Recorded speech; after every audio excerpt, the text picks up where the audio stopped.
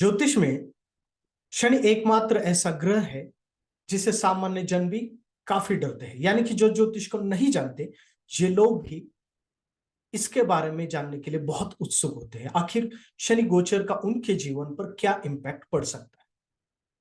क्या आपने कभी जानने की कोशिश की ही कि क्या इसके पीछे का कारण क्या हो सकता है?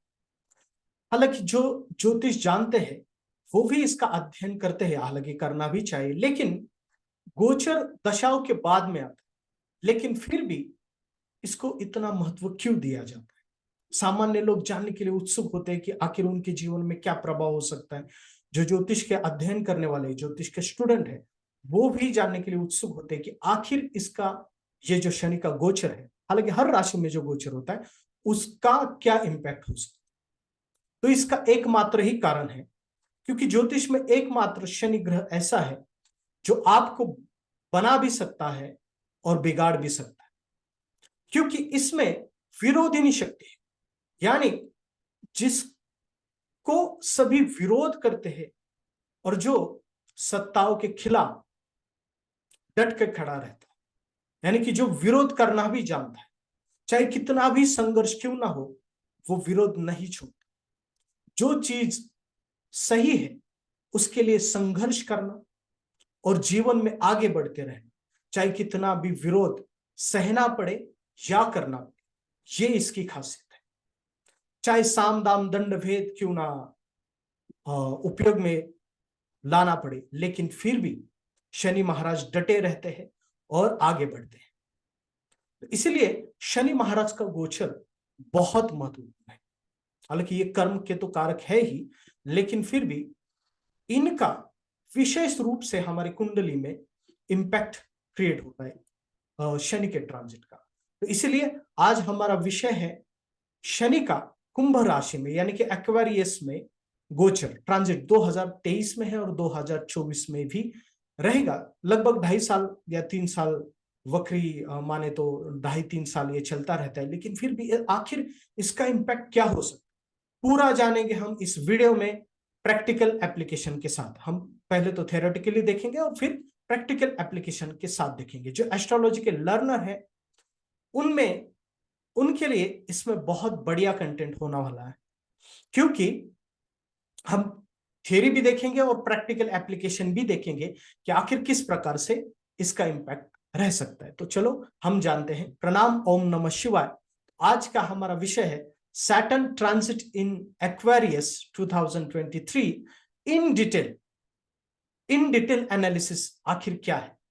तो देखिए, हम जानेंगे प्रमुख रूप से हम 4 स्तर पर इसे देखेंगे। 4 स्तर, एक स्टेप्स है। देखिए, पहला है सैटर्न इन एक्वेरियस, इसका इंपैक्ट क्या हो सकता है देखेंगे। फिर इंपॉर्टेंट पैटर्न क्या है, आखिर क्या पैटर्न है जो सबसे महत्वपूर्ण है। फिर देखेंगे कि रिजल्ट फॉर ईच लग्न, आखिर प्रत्येक लग्न के लिए क्या इंपैक्ट हो सकता है, और फिर बाद में रिमेडी एंड कंक्लूजन। तो इस पूरे विषय को समझने के लिए आपको 5 स्टेप पे इसे समझना होगा। आखिर सैटर्न इन एक्वेरियस, फिर पैटर्न क्या है, फिर रिजल्ट ऑफ ईच लगना, फिर उसका प्रैक्टिकल एप्लीकेशन देखेंगे, फिर नक्षत्र के हिसाब से क्या इंपैक्ट हो सकता है। क्योंकि फिर राशि ही इंपॉर्टेंट नहीं, कुंभ राशि में 3 नक्षत्र आते हैं, धनिष्ठा, शततारका और पूर्व भाद्रपदा। आखिर इस ट्रांजिट का क्या इंपैक्ट हो सकता है, फिर रिमेडी और जो कंक्लूजन निकल कर आता है वो भी हम। तो देखिए, वीडियो बड़ा हो सकता है लेकिन कंटेंट आपको बेहतरीन मिलेगा, इसलिए जो एस्ट्रो लर्नर है वो अंत तक इस वीडियो को देखे, उनके लिए बहुत बढ़िया कंटेंट इसमें अवश्य ही मिलेगा। देखिए, सैटर्न एक्वेरियस, तो एक्वेरियस क्या है, पहले कुंभ राशि को समझिए। कुंभ राशि कालपुरुष कुंडली में 11th हाउस की राशि, जो डिजायर्स को इंडिकेट करती है। हालांकि कुंभ राशि पावरफुल राशि है। 2 ऐसी राशियां है जो सबसे पावरफुल राशियां हैं पूरे राशि चक्र में। एक तो है लियो यानी कि सिंह, और दूसरी है एक्वेरियस यानी कि कुंभ। क्यों? क्योंकि देखिए, और इनकी पोजीशन भी देखिए, ये एक दूसरे के सामने खड़े रहे, और यही सिंबल है शनि महाराज का। खड़े रहना, विरोध करना, विरोध सहना और विरोध करना भी किसी चीज के लिए, तो डट के खड़े रहना, ये यहां से इंडिकेट होगा। तो ठीक लियो के सामने एक्वेरियस है, तो एक्वेरियस को बहुत सारे लोग सिंपली लेते हैं, पोलाइटली लेते हैं, लेकिन ऐसा नहीं। एक्वेरियस इंटेलिजेंट राशि तो है ही, लेकिन शातिर राशि भी। हालांकि राहु भी इसका कारक कुछ लोग मानते हैं, लेकिन फिर भी ये एक शातिर राशि यानी कि दिमाग वाली राशि। अपने महत्व को ये राशि बहुत अच्छी तरीके से जानती है। इंपैक्ट क्रिएट करने के लिए साम दाम दंड भेद, अपनी इच्छाओं को प्राप्त करने के लिए साम दाम दंड भेद, दिमाग का इस्तेमाल किस प्रकार से करना चाहिए, आखिर विरोध करना हो तो भी किस तरीके से करना चाहिए, ये पूरा स्ट्रक्चर इसे पता हो। तो इसलिए एक्वेरियस पावरफुल राशि है, तो आप इस राशि को सिर्फ इंटेलिजेंट समझ के छोड़ मत देना। ये बहुत ही शातिर, इंटेलिजेंट और साम दाम दंड भेद वाली पावरफुल राशि है, जो सत्ता भी चाहती है और सत्ता को विरोध इंटेलिजेंट तरीके से किस प्रकार से करना चाहिए, ये भी ये बेहतरीन तरीके से जानते हैं। इसलिए एक्वेरियस का गोच, शनि का एक्वेरियस में आना शनि को मूलतया पावरफुल बना, कहीं ना कहीं तो पावरफुल बना जाता, एक पावर इसमें अवश्य ही क्रिएट होती है, जो कि कहीं ना कहीं तो व्यक्ति के जीवन में बेहतरीन तरीके से इंपैक्ट क्रिएट कर सकता है। लेकिन किस प्रकार से होगा, यही आज इस टॉपिक में या इस वीडियो में जानने की कोशिश करेंगे। देखिए, किसी भी राशि से कुछ प्लस पॉइंट्स है और कुछ नेगेटिव पॉइंट्स भी है, लेकिन किसी भी राशि से शनि का गोचर देखने के लिए शनि का गोचर हमेशा से ही किसी भी राशि से या भाव से, किसी भी हाउस से 4 8 12 यानी कि 4 8 12 फोर्थ हाउस में, एट्थ हाउस में और 12th हाउस में शनि का गोचर सामान्य तौर पर नेगेटिव होता है, और खास तौर पर 8 और 12th हाउस में शनि का गोचर नकारात्मकता अवश्य ही निर्माण करता है। और खास तौर पर 8 और 12th, बहुत सारे लोग सिर्फ 7.5 को इंपॉर्टेंट देते हैं, लेकिन 8th का जो गोचर होता है शनि का, वो भी ज्यादा तकलीफ निर्माण कर सकता है। इसलिए ये जो गोचर है 4 8 12 यानी कि किस भाव से और किस राशि से शनि फोर्थ हाउस में, एट्थ हाउस में और 12th हाउस में गोचर कर रहा है, ये आपको पहले जानना होगा और पहले देखना होगा। अगर आप देखेंगे तो कैंसर यानी कि कर्क राशि से अष्टम भाव में शनि विराजमान है, दूसरा अष्टम भाव में गोचर कर रहे हैं यानी कि ट्रांजिट कर रहे हैं, दूसरा स्कॉर्पियो से यानी कि वृश्चिक से 4th हाउस में ट्रांजिट है, और मीना राशि से 12th हाउस से ट्रांजिट है सैटर्न। तो ये जो 3 राशियां हैं, इस इनके ऊपर ज्यादा इंपैक्ट क्रिएट होने वाला है, और ये कहीं ना कहीं तो ये राशियां डिस्टर्ब होने वाली। डिस्टर्ब यानी कि ऐसा नहीं, बहुत सारे लोग ये मानते हैं कि सैटर्न का ट्रांजिट कहीं ना कहीं तो दिक्कत निर्माण करता है, तो ऐसा नहीं। ये आपको एक्टिवेट करता है आउट ऑफ बॉक्स जाकर, या फिर आपका जो एक सिक्योर जोन है, कंफर्ट जोन है, वहां से आपको बाहर निकलता है और कुछ करने के लिए आपको उद्दीपित करता है, क्योंकि आप कहीं ना कहीं तो एक्टिवेट हो जाए और आप आगे बढ़े। लेकिन तरीका थोड़ा सा हार्ड होता है, तो कहीं ना कहीं तो कंफर्ट जोन से व्यक्ति बाहर आ जाता है।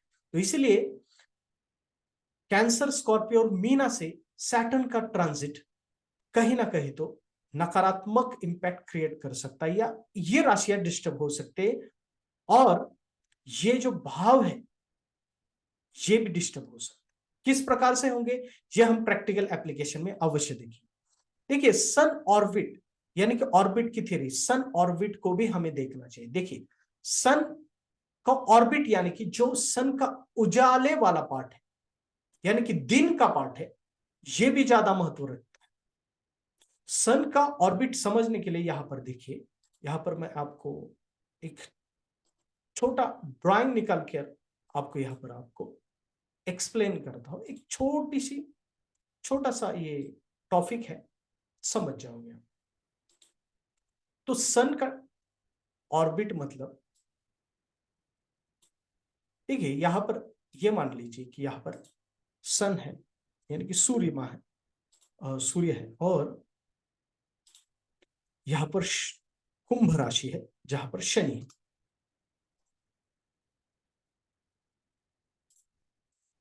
तो ये जो पार्ट है ये हो गया सन का ऑर्बिट।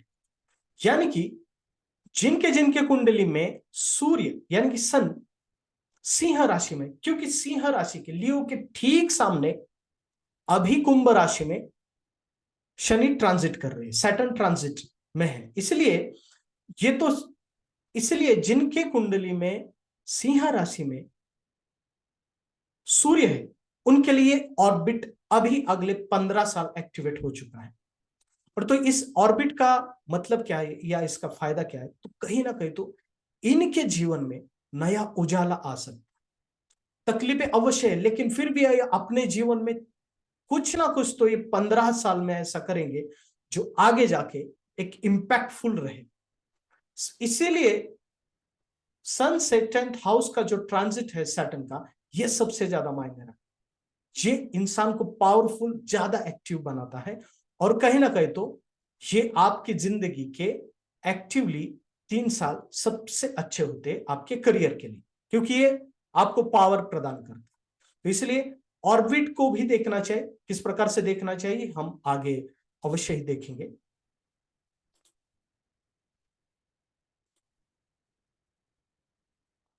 नेक्स्ट पॉइंट की तरफ चलते हैं, इंपॉर्टेंट पैटर्न। अगर आपको शनि का ट्रांजिट समझना है, बस ये 2 पॉइंट को आप समझिए, ये 2 पैटर्न को समझिए, आप सैटर्न का ट्रांजिट कंप्लीटली समझ जाओगे। किस प्रकार से आखिर ये 2 पैटर्न क्या है, इनको समझ गए ना तो सैटर्न का कोई भी ट्रांजिट किसी भी राशि में किसी भी भाव में हो आप समझ जाओ, चाहे किस साल में भी हो। किस प्रकार से, तो देखिए 2 पैटर्न। फर्स्ट पैटर्न है Mars Ketu Rahu Sun and combination, यानी कि, और दूसरा है जुपिटर वीनस मर्क्यूरी। तीसरा सैटर्न है लेकिन वो अलग बात है। लेकिन ये 2 पैटर्न को आप अवश्य ही ध्यान में रखिए। ये 2 पैटर्न सबसे महत्वपूर्ण है। क्यों? अगर इसको आप समझ गए तो पूरी ट्रांजिट को, आप किसी भी ट्रांजिट को समझ जाओ।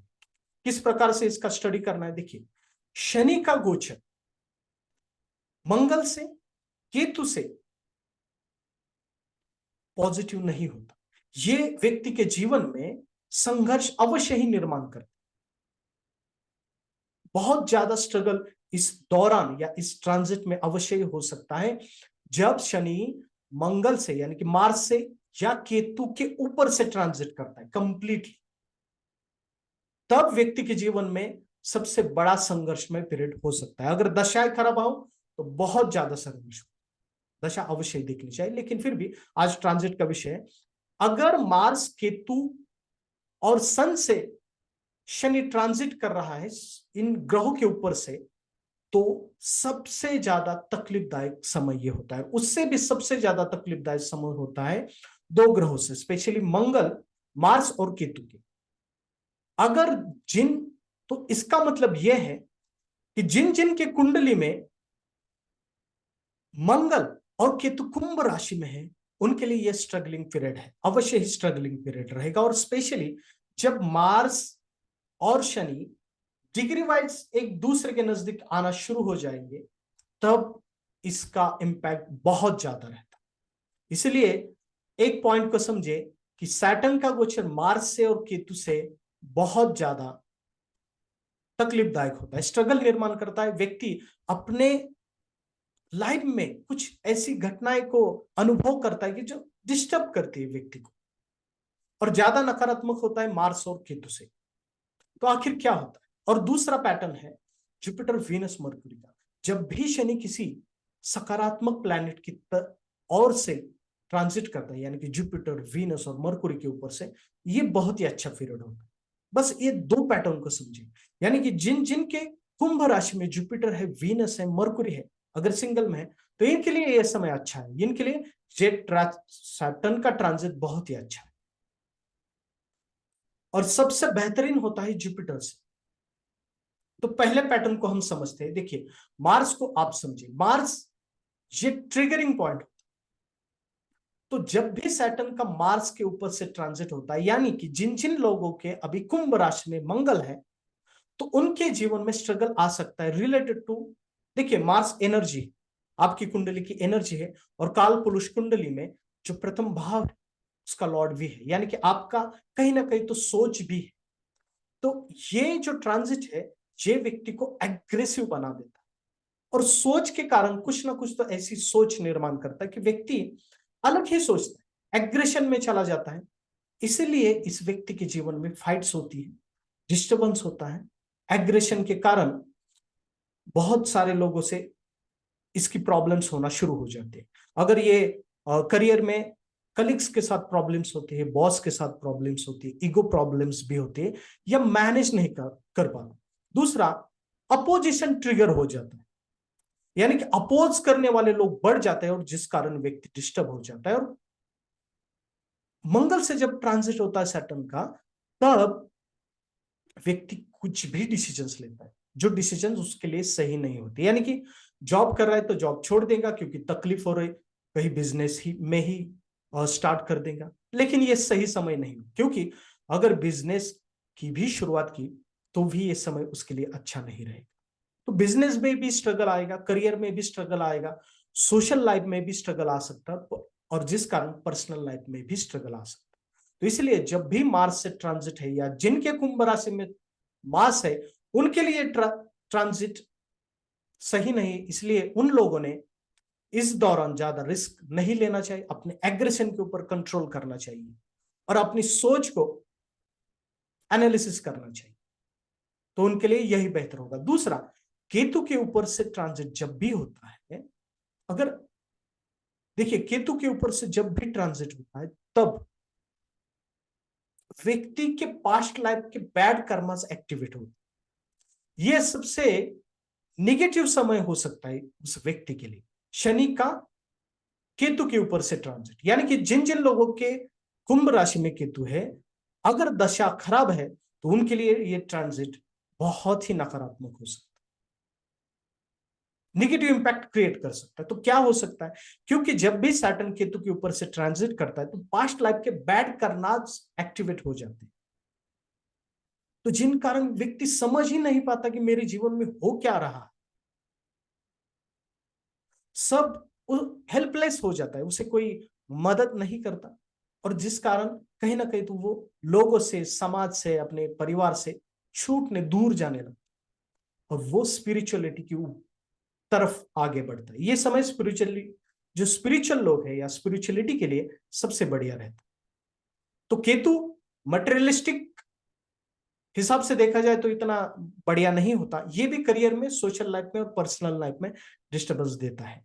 लेकिन स्पिरिचुअलिटी और सेल्फ एनालिसिस के लिए सबसे बढ़िया समय होता है।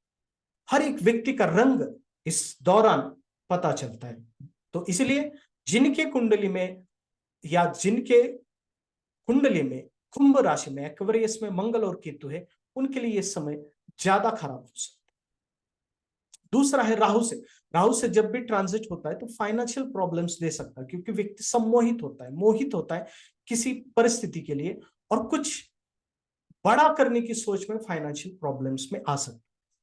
शनि का सन के ऊपर से ट्रांजिट ज्यादातर ईगो को एक्टिवेट करता है व्यक्ति की, या वो जिसका ईगो हर्ट होता है, ऐसे सिचुएशंस निर्माण होती है कि व्यक्ति का ईगो हर्ट हो जाए और व्यक्ति डिस्टर्ब हो जाता है और कुछ गलत डिसीजंस लेता है कि नहीं, मुझे छोड़ना है, मुझे कुछ अलग करना है। व्यक्ति अपने ईगो को हैंडल नहीं कर पाता, और जिस कारण वो अपमानित फील करता है।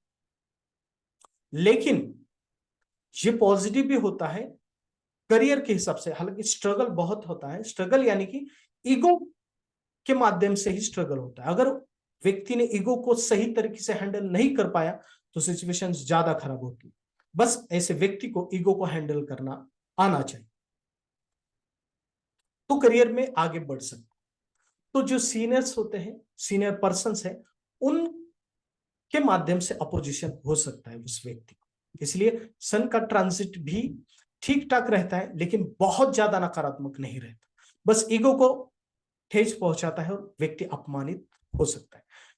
मून से ट्रांजिट रेस्टलेस करता है व्यक्ति, और सन से जब भी ट्रांजिट होता है तो फादर को दिक्कत दे सकता है, फादर को प्रॉब्लम्स क्रिएट करता है, ईगो को और हेल्थ को प्रॉब्लम क्रिएट करता है। दूसरा, मून क्या जब ट्रांजिट होता है तो व्यक्ति रेस्टलेस हो जाता है, उसे समझ में ही नहीं आता कि मानसिक तौर पर वो ज्यादा डिस्टर्ब होने लगा, चाहे सिचुएशन नहीं कोई तो भी डिस्टरबेंस रहता है, रेस्टलेस हो जाता है और मदर को प्रॉब्लम्स क्रिएट, ये सब चीजें होती है इनके दौरान। लेकिन फिर भी इनमें सबसे ज्यादा नकारात्मक मंगल और केतु के ऊपर से सैटर्न का ट्रांजिट होता है। अगर ये आप समझ गए ना तो बहुत चीजें आप समझ जाओगे। अगर इसका प्रैक्टिकल एग्जांपल हमें देखना है तो आप देखिए यहां पर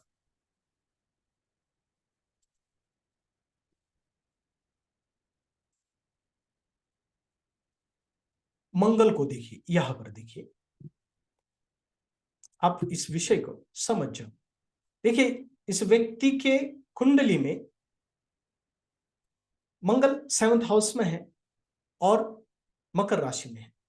अभी तो कुंभ में है, लेकिन फिर भी मैं आपको यह दिखाना चाहता हूं कि जब मंगल से ट्रांजिट होता है तो क्या हो सकता है, क्योंकि पिछले 2.5-3 साल मकर से ही ट्रांजिट था सैटर्न का। तो यहां पर देखिए जब मकर से ट्रांजिट चल रहा था तो मार्च से ट्रांजिट होने के कारण इस व्यक्ति ने अपना जॉब छोड़ दिया और अपने बिजनेस को शुरू किया, लेकिन बिजनेस में काफी स्ट्रगल हुआ इनको। दूसरा, पर्सनल लाइफ में भी स्ट्रगल हुआ और सोशल लाइफ में भी स्ट्रगल हुआ।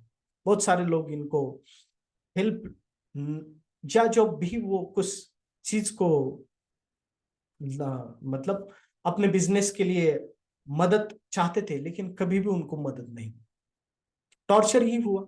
बहुत सारा स्ट्रगल किया क्योंकि जॉब छोड़ दिया था और बिजनेस में आ चुके थे। दूसरा, इस कारण पर्सनल जीवन में भी तकलीफ। इसलिए ये देखिए, ये ट्रांजिट को आप देखिए, तो जब जहां पर मार्स है वहां तो प्रॉब्लम होगा। तो मार्च 7th हाउस में तो मैरिड लाइफ में होगा, और मार्च 10th लॉर्ड वी है, तो इस कारण करियर में बिजनेस में भी दिक्कतें आई। आगे की कुंडली देखते हैं। ये कुंडली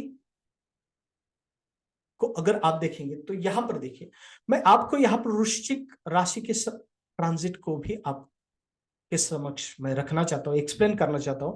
देखिए ये व्यक्ति के जब केतु और रवि से, सन और केतु से जब वृश्चिक राशि में सैटर्न ट्रांजिट कर रहे थे, उस वक्त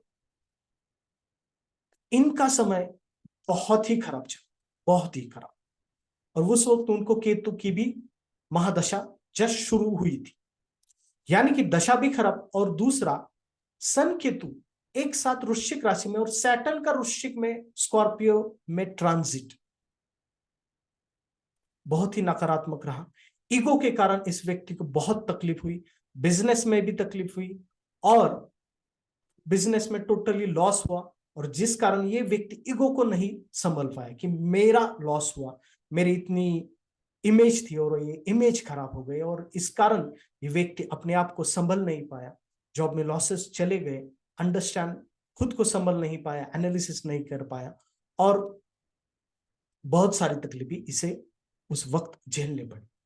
और करियर में जैसे केतु से ट्रांजिट पास्ट लाइफ के बैड कर्मास एक्टिवेट करता है और सन से ईगो को डिस्टर्ब करता है, और जिस कारण इस व्यक्ति को उस 2.5 साल में उसके साथ क्या हो रहा है वो समझ नहीं पाया, अपने आप को संभल नहीं पाया और अल्कोहलिक हो गया, और जिस कारण बिजनेस भी लॉसेस में चला गया, सब कुछ चीजें। और सीनियर्स का या जो फैमिली मेंबर्स है, यानी कि जो फादर फिगर्स होते हैं, उनका भी कोई सपोर्ट नहीं रहा, और जिस कारण बहुत तकलीफें इसे झेलनी पड़ी।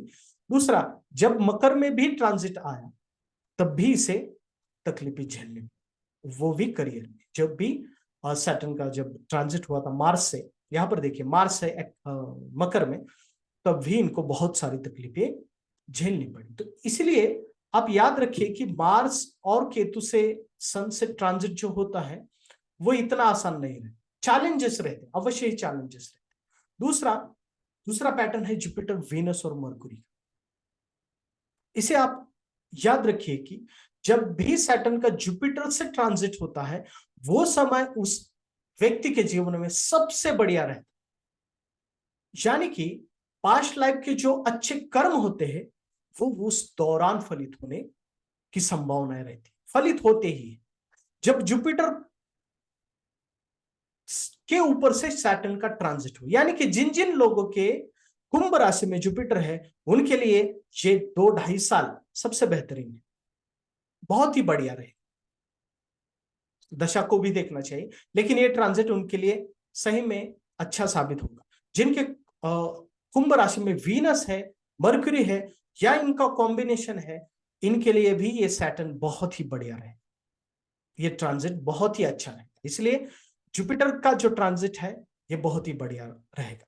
आप वीडियो अंत तक देखिए, बेहतरीन आपको टॉपिक्स कवर किए जाएंगे। आपको पूरा टॉपिक समझने के लिए अंत तक ये वीडियो अवश्य ही देखनी चाहिए। देखिए, जुपिटर और वीनस का हम प्रैक्टिकल एप्लीकेशन अभी देखते हैं कि आखिर क्या होता है जब जुपिटर और वीनस से ट्रांजिट हो जाता है। देखिए, हम एस राजम, एक जो फेमस फिगर है उनकी हम कुंडली का अध्ययन करते हैं। तो यहां पर देखिए, एस राजामौली जो कि साउथ के और बाहुबली फिल्म के डायरेक्टर हैं, और जिनको अब जिनकी मूवी आरआरआर को ग्लोबली उसे अवार्ड भी मिला, गोल्डन ग्लोब भी मिला, और ग्लोबली सहारा भी गए। इस पूरे फिल्म को बहुत पसंद भी किया, भारत के बाहर भी। तो क्यों, अगर आप देखेंगे तो देखिए यहां पर जो पिछला 2-2.5 साल का ट्रांजिट था, मकर में सैटर्न का ट्रांजिट और वहां पर जुपिटर। अगर आप देखेंगे कि जब जुपिटर से ट्रांजिट हुआ तब कितना बढ़िया समय आरआरआर राजा मौली का, एस राजा मौली का रहा। आरआरआर के कारण उनको इंटरनेशनल अक्लेम मिला, नेम फेम मिला इंटरनेशनल, और गोल्डन ग्लोब अवार्ड भी मिला। तो यूएस में अगर आप देखेंगे तो बहुत ज्यादा चर्चा अभी इस फिल्म की है। तो यहां पर देखिए, यहां पर पॉइंट क्या है, ट्रिगरिंग पॉइंट क्या है जुपिटर का। यहां पर देखिए, सैटर्न का मकर राशि में ट्रांजिट और जुपिटर के ऊपर से बहुत ही अच्छा समय, आप समझ गए, मकर राशि में। तो पिछला जो 2-2.5 साल का जो ट्रांजिट था, ये इंडिकेट कर रहा है कि इस व्यक्ति के लिए ये समय बहुत ही बढ़िया रहे। तो इसलिए जुपिटर का जो ट्रांजिट है वो हमें पॉजिटिव एंगल से अवश्य देखना चाहिए। ये व्यक्ति हैं, इनके भी मकर राशि में जुपिटर है, इनका भी समय बहुत अच्छा रहा, करियर में बहुत प्रोग्रेस हुई, फैमिली में भी प्रोग्रेस हुई, और करियर में अपने जीवन में बहुत आगे बढ़े, फाइनेंशियल प्रोग्रेस बहुत ही बढ़िया रहा। तो इस प्रकार से ये ट्रांजिट रहता है। इनके भी कुंडली में जुपिटर 4th हाउस में है, मकर राशि में। तो जुपिटर का ट्रांजिट इनके लिए बेहतरीन साबित हुआ मटेरियलिस्टिक जीवन में, यानी कि करियर के हिसाब से और पर्सनल लाइफ के हिसाब से। तो इस प्रकार से हम इस पूरे विषय को समझ सकते हैं।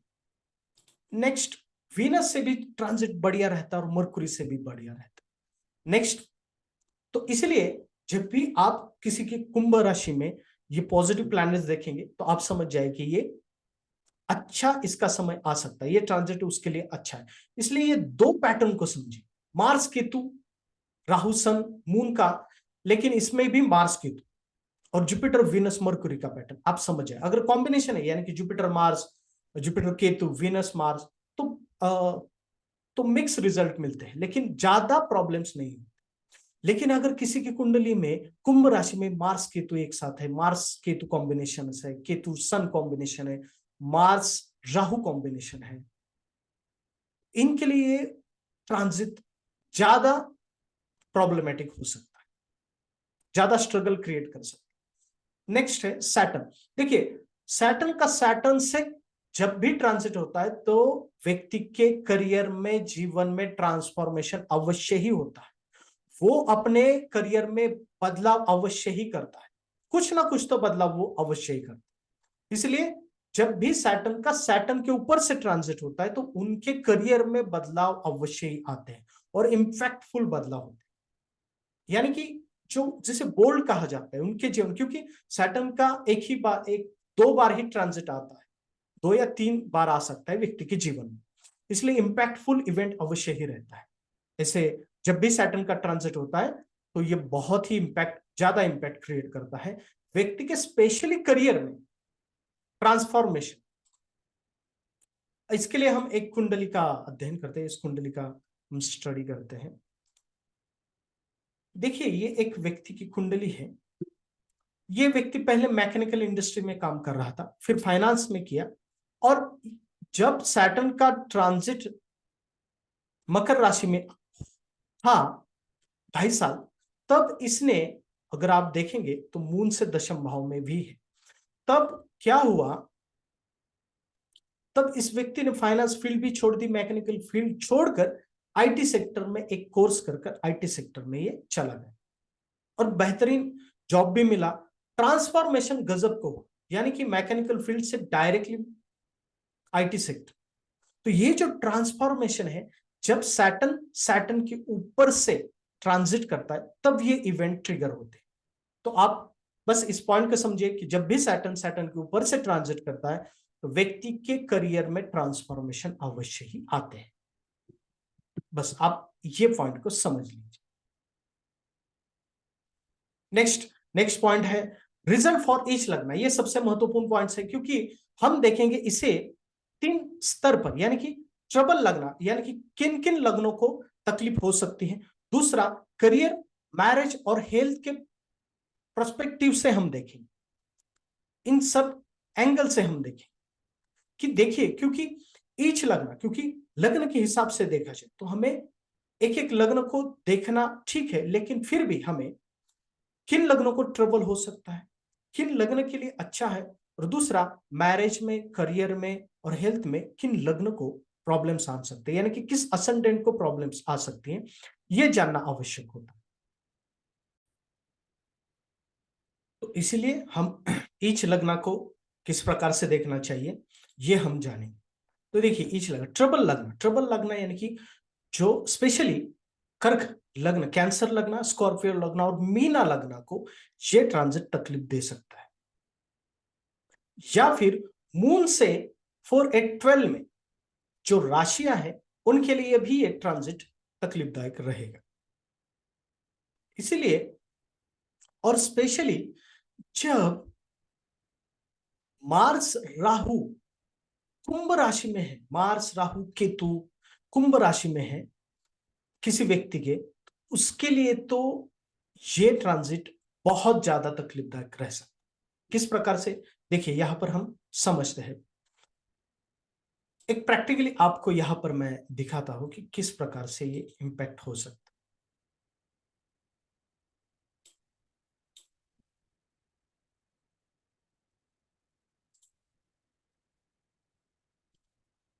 अगर आपको देखिए यहां पर कर्क लग्न को देखिए, कर्क लग्न से यहां पर अष्टम भाव में सैटर्न का ट्रांजिट है। इसलिए अगर अष्टम भाव में मार्स है, केतु है, तो ये ट्रांजिट नेगेटिव इंपैक्ट क्रिएट करेगा, ट्रिगर करेगा। इस व्यक्ति के पर्सनल लाइफ में प्रॉब्लम्स हो सकती है, करियर में ये ज्यादा डिस्टर्ब करेगी, करियर में, पर्सनल लाइफ में और हेल्थ की प्रॉब्लम्स इसे अवश्य ही ट्रिगर होगी। दूसरा, सोशली फाइट्स इस व्यक्ति के ज्यादा हो गए, यानी कि रिलेशंस जो रहेंगे सोशली वो ज्यादा डिस्टर्ब कर सकते या हो सकते। दूसरा, देखिए स्कॉर्पियो लग्न के लिए 4th हाउस में ट्रांजिट है सैटर्न, यानी कि जो होम एनवायरमेंट है, यानी कि डोमेस्टिक हैप्पीनेस, वो इस दौरान कम रहेगा। मदर की हेल्थ को प्रॉब्लम हो सकता है और प्रॉपर्टी की भी प्रॉब्लम्स ट्रिगर हो सकती है। अगर Mars Ketu moon 4th house में है, यानी कि कुंभ राशि में है, तो ज्यादा तकलीफ बढ़ेगी, तो ज्यादा ये नकारात्मक हो सकता है। तो इस प्रकार से आप समझिए। देखिए, अगर मीना से देखिए, मीन लग्न से अगर देखा जाए तो 12th हाउस में है, तो 12th हाउस में डेप्थ को बढ़ा सकता है, मेडिकल कंडीशंस को निर्माण कर सकता है, खर्चे को अवश्य ही बढ़ाएगा। अगर मार्स केतु है तो ये ज्यादा प्रॉब्लमेटिक रहे, ट्रैवलिंग में भी प्रॉब्लम्स क्रिएट करे। दूसरा, करियर के हिसाब से अगर देखा जाए तो करियर के हिसाब से वृषभ लग्न को, यानी कि टॉरस लग्न को प्रॉब्लम्स हो सकते हैं, क्योंकि 10th हाउस से ट्रांजिट है, 10th हाउस से। अगर नॉर्मली कोई प्लैनेट्स नहीं, यानी कि जुपिटर, वीनस और मर्क्यूरी है, तो ये ट्रांजिट अच्छा रहेगा और अच्छे प्रोग्रेस मिलेगी, करियर में प्रमोशन हो सकता है, आगे बढ़ सकता है, फाइनेंशियल इंप्रूवमेंट हो सकती है। लेकिन अगर वृषभ में मून है या फिर 10th हाउस में मार्स एक्वेरियस में, यानी कि वृषभ लग्न और एक्वेरियस में मार्स केतु सन मून है, तो डेफिनेटली करियर में प्रॉब्लम्स ट्रिगर होगी ही। शायद जॉब छोड़ना पड़े और मिसअंडरस्टूड हो सकता है व्यक्ति। दूसरा, व्यक्ति के जो करियर का जो एनवायरनमेंट है, यानी कि ऑफिस एनवायरनमेंट में फाइट्स हो सकती है, क्रिएटिव डिफरेंसेस हो सकते हैं, व्यक्ति दूसरा जॉब भी सर्च करने में आगे बढ़ेगा। और दूसरा, ईगो प्रॉब्लम्स भी होंगी। तो इस प्रकार से जिनका टॉरस लग्न है उनके लिए करियर में दिक्कत आ सकती है अगर मार्स केतु ये पैटर्न है। जुपिटर वीनस मर्क्यूरी पैटर्न है तो ये अच्छा रहेगा। दूसरा, जो लियो लग्न है उनके लिए 7th हाउस से ट्रांजिट है, जो कि मैरिड लाइफ में प्रॉब्लम्स क्रिएट कर सकता है। अगर पैटर्न 1 है, यानी कि मार्स केतु ये अगर पैटर्न है तो डेफिनेटली प्रॉब्लम्स ज्यादा होगी। अगर दूसरा जुपिटर वीनस मर्क्यूरी है तो ज्यादा प्रॉब्लम्स नहीं होगी। लेकिन अगर कर्क राशि में चंद्रमा है तो थोड़ा बहुत अवश्य ही पर्सनल लाइफ में, मैरिड लाइफ में दिक्कतें अवश्य ही आएगी। दूसरा, यहां पर देखिए, अगर जिनका भी कन्या लग्न है उनके लिए हेल्थ की प्रॉब्लम्स हो सकती है, क्योंकि 6th हाउस से ट्रांजिट है। और अगर 6th हाउस में फर्स्ट पैटर्न है, यानी कि मार्स केतु सन मून है, तो ज्यादा इवेंट्स ट्रिगर हो सकते हैं निगेटिव। अगर जुपिटर वीनस मर्क्यूरी है तो कोई नहीं, कोई बात नहीं, कोई दिक्कत की बात नहीं। लेकिन फर्स्ट पैटर्न है, अगर मार्स केतु है तो डेफिनेटली मून भी है तो भी ज्यादा प्रॉब्लम्स अवश्य ही क्रिएट हो। इसीलिए हमें इस प्रकार से देखना चाहिए। इसलिए हमें इस पूरे विषय को इस प्रकार से हमें अवश्य ही देखना है। आगे बढ़ते हैं हम, तो देखते हैं जैसे कि करियर का देखा तो टॉरस लग्न के लिए, मैरिज लियो लग्न के लिए और हेल्थ विर्गो लग्न के लिए प्रॉब्लमेटिक हो सकते हैं। लेकिन करियर में जिनके भी कुंभ राशि में मार्स है, केतु है, सन है, उनके करियर में दिक्कतें आएगी। अगर मार्स केतु है तो अवश्य आएगी। मैरिज में अगर मार्स केतु है 7th हाउस में तो ही आ सकती। दूसरा, नक्षत्र के स्तर पर भी हमें विचार अवश्य ही करना चाहिए। देखिए, नक्षत्र को देखना, देखिए कुंभ राशि से सिर्फ ट्रांजिट देखना ये एक बात है। दूसरा, नक्षत्र से देखना भी बहुत महत्वपूर्ण है। देखिए, कुंभ राशि में एक्वेरियस में 3 नक्षत्र है, यानी कि धनिष्ठा, शततारका, धनिष्ठा, मार्स, राहु और जुपिटर, ये पैटर्न है, यानी कि धनिष्ठा, शततारका और पूर्वा भाद्र।